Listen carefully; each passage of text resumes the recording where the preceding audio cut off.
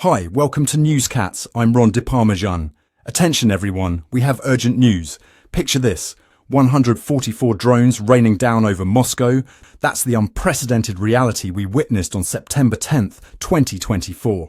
Ukraine launched its largest drone strike on Russian soil, and it didn't come without chaos. The attack caused a significant fire in Ramenskoye, a residential apartment building, where a 46-year-old woman tragically lost her life. The strikes didn't just end there.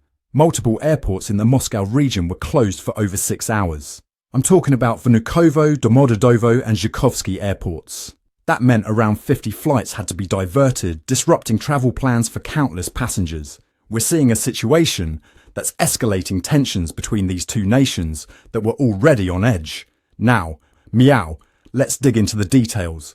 Russian military officials claimed they intercepted a good number of those drones, but it seems some managed to slip through, leading to extensive damage. Eyewitnesses described sheer chaos. Own residents said, "I looked out my window and saw a ball of fire." Can you even imagine that kind of terror? It's a nightmare come to life. The aftermath was striking, with emergency services fighting to extinguish fires and assist the injured.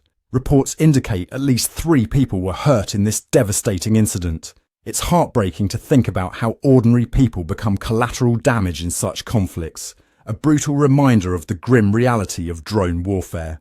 Politically, Russian leadership was quick to respond. Kremlin spokesman Dmitry Peskov condemned the attacks fiercely, labeling them the work of Ukraine's hostile leadership. He emphasized that sending drones to strike civilians at night, well, that doesn't hold any military justification, right?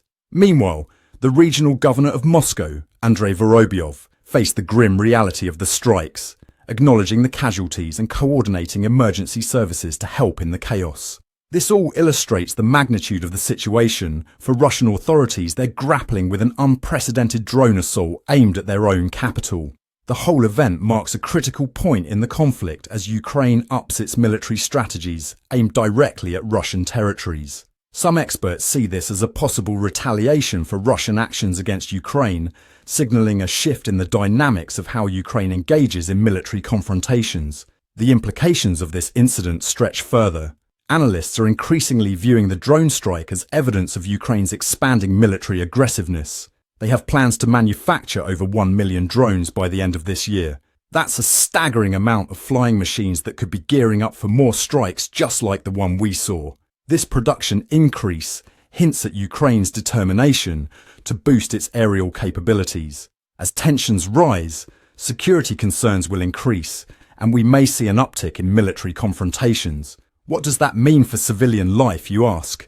Well, the risk to civilians only grows as cloak drone warfare becomes an ever-present reality for both Ukraine and Russia. As we consider the escalation happening here, this September 10th incident serves as a turning point in the ongoing Ukraine-Russia conflict. It highlights not just the frequency and scale of drone strikes, but also their awful implications for innocent lives caught in the fray. Damage reports hint at serious ramifications for residential stability and community life. It's chilling to think about the psychological toll these strikes will impose on non-combatants moving forward. And as we continue monitoring developments in this unfolding narrative, it's essential we pay attention. This situation will undoubtedly reshape the very nature of warfare in our present day. So stay tuned, folks.